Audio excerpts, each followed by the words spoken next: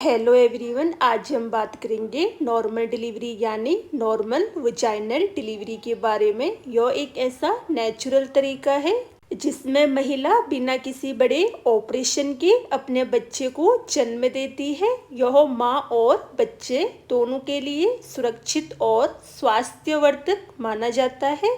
Definition: normal delivery का मतलब बच्चे का जन्म बर्थ कैनाल से होना बिना किसी सी सेक्शन के।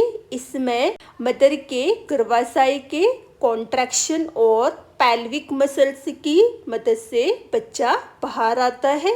इसे नेचुरल या नॉर्मल वजाइनल डिलीवरी कहते हैं। Stage of labour: normal delivery मुख्य रूप से 3 स्टेज में होता है।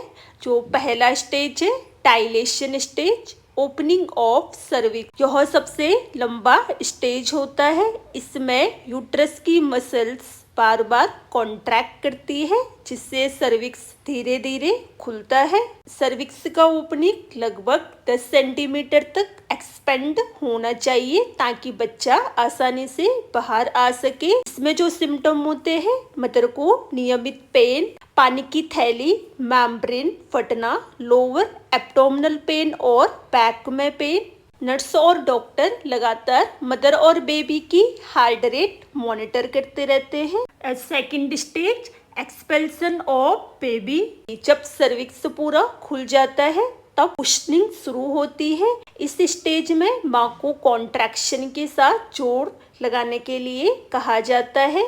धीरे धीरे बेबी का सिर दिखाई देने लगता है जिसे क्राउनिंग कहते हैं। कुछ समय बाद बेबी पूरी तरह बाहर आ जाता है। यह स्टेज कंपैरेटिवली छोटा होता है लेकिन माँ को सबसे ज्यादा मेहनत करनी पड़ती है। इसके बाद आएगा third stage delivery of placenta. Baby के जन्म के बाद प्लेसेंटा नाल यूट्रस से अलग होकर बाहर आ जाता है और स्टेज लगभग 5 to 15 मिनट में पूरा हो जाता है। डॉक्टर और नर्स प्लेसेंटा को केयरफुली निकालते हैं ताकि कोई हिस्सा यूट्रस में न रह जाए। इसके बाद यूट्रस कॉन्ट्रैक्ट होकर ब्लीडिंग को रोकता है।